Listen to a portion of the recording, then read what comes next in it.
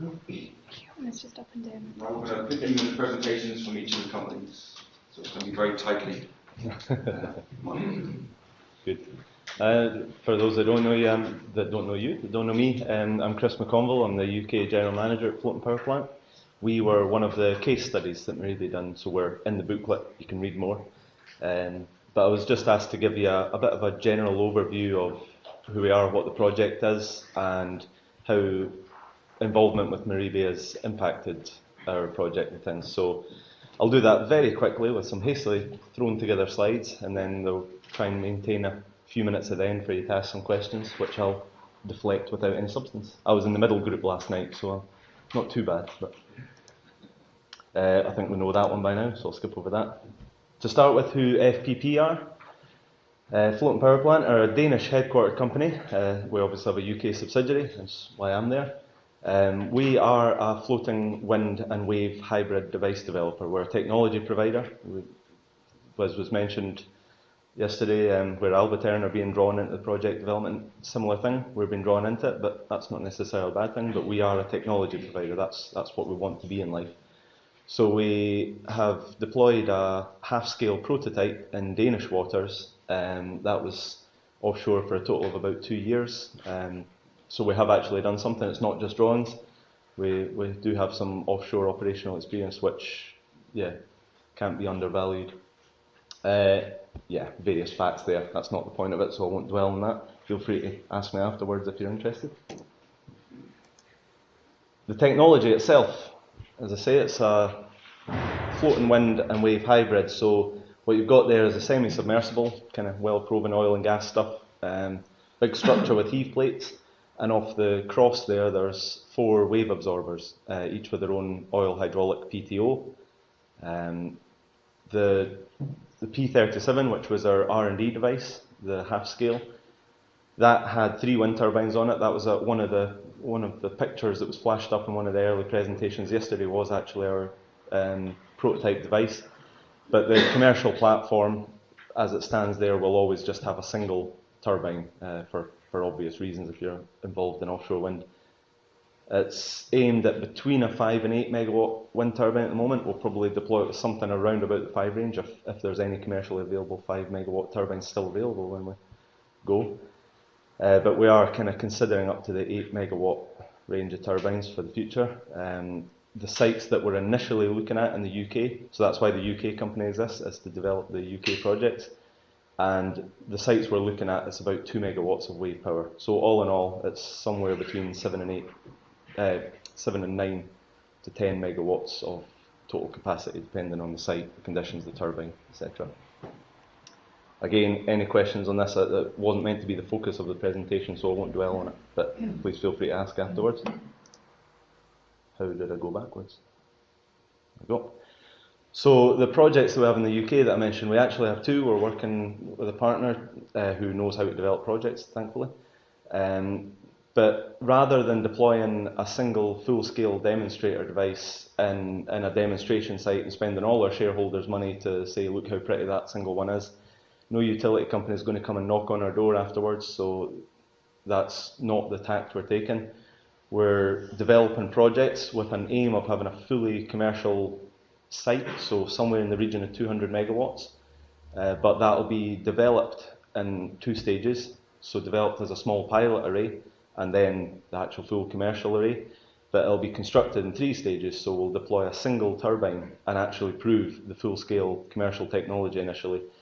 That's the one that is a demonstrator. It just so happens that at that same site we then plan to build out to have a small array and then a commercial array. The arrays will provide a commercial return, the bigger one much more so obviously. The single unit is a demonstrator. If there's anybody in the room that has a lot of grant funding they're looking to get rid of, would be interested in talking. And that's just a reality, I'm afraid, with technologies like these. It was one of the questions for the panel yesterday, is government support necessary? Whether it's government support, call it whatever you want, public support, new technologies need it. Oil and gas didn't suddenly get off the ground without some support in the early days either. It's no different for this. I don't quite know why it's expected that we should be so independent so quickly. There's the 2 projects, as I say, that we're looking at.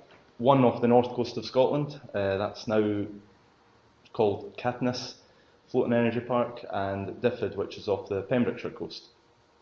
We chose to focus in the Maribe project, we chose the Pembrokeshire site, Diffid one, as a case study. No real reason for that, just that's the one we chose. I think there was enough Welsh involvement in Maribe that it made sense. There was some local knowledge there. So those areas were actually selected because we as Floating Power Plant assessed the whole of the UK, and the map there shows basically the more red it is, the better it is for our technology from a purely technical standpoint in terms of wind and wave resource, water depth, and known SPAs, SACs, things that could really be a showstopper. And those ones came out being nice. The west coast of Scotland and Ireland, the west coast of Ireland, would be lovely for us. There's lots of wave energy on the west coast of Ireland. But as a first deployment site, it was maybe a little bit just over-enthusiastic to go straight there and be hit by 100 kilowatts per metre wavefronts straight off the bat. So yeah, these are the ones we focused in on. And as I say, we chose the Pembrokeshire site to do our work with Maribe. I keep going backwards. So where we were, to touch on where we got to with that, as I say, we studied the whole of the UK. We already had a partnership existing. We were beginning initial stakeholder engagement. We're talking to the Crown Estate and Marine Scotland and NRW in Wales and all the relevant people. And then we got involved with Maribe fairly late. We came to it a little later, and it was perfect timing for what we needed, basically. In terms of the impact that Maribe had, the financial modelling that we've done, I would say, is one of the biggest things that really, really helped us. It never hurts. We can do all the modelling in the world when you have an independent party come along and scrutinise it and check it and provide their own input. That really made a big difference to us, and will continue to make a big difference to how the project goes forward. You know, it's been proven. The numbers that we're looking at, there's some sanity check behind them. Also, the work that we had to do for Maribe in terms of presenting the project, our company and the project, was in these templates which were quite particular, and it was an interesting view to try and get across our company, which is a technology provider, as well as our projects, which are two very big things in their own right, and trying to concisely present them and actually have people listen to what you had to say and buy into it. Yeah, that was helpful to learn a lot about what people actually think of that. And then beyond that, just the actual networking relationships.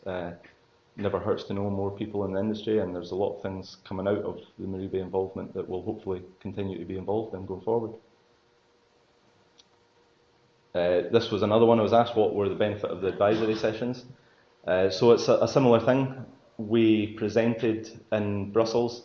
I wasn't there, but we as a company presented our project and the technology in Brussels to a panel, and the feedback that we got from that was a similar thing. There was a very wide range of experience and different types of people on that panel. So what came across in the way we were presenting it, the feedback was useful again in knowing how to do it and what to focus in on. And the two key areas we got are your revenue model's far too complicated. That's good to know because we don't like that.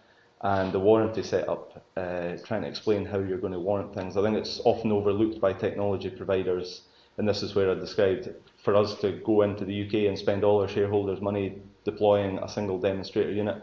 That's great. How are we now going to provide the guarantees and warranties that utility companies in particular really, really need? And if you don't have an eye on that and you don't understand how you're going to deliver those, you're never going to get involved in a utility scale project. And again, the networking and relationships, things like last night, it never hurts.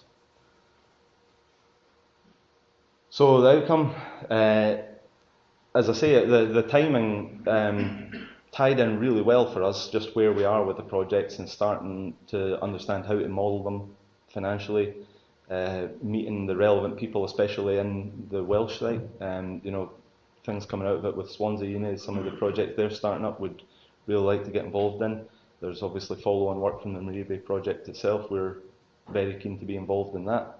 So there's quite a lot of outcome that we've found very useful, given that we've only been involved for a few months and it was a lot of work, but it's been worthwhile. Is a simple way to put it. So I've said very little there, and I'll now deflect your questions if you have any. And I'm well within my 10 minutes on it.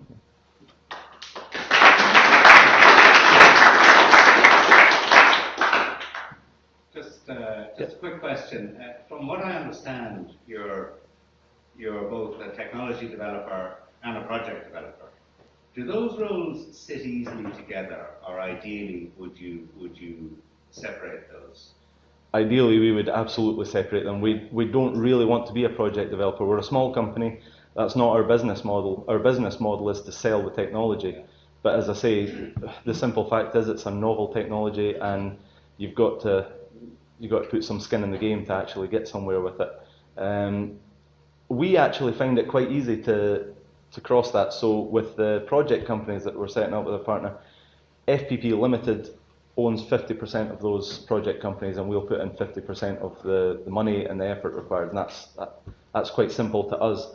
But when you're trying to explain that to the outside world, that we are a technology provider, we just happen to have a share in a project, it can get quite convoluted, because people, especially when you're speaking in terms of investments, people very quickly get into a mindset of project development, and that's all they're interested in, and you have to try and sort of bring it back to technology. So yeah, it's not one we want to be in, it's not by choice, but there are benefits in it, so we'll make the most of it, essentially. Did you find any of the business model development, the market analysis, competition, partners, value proposition, what did you find that about you?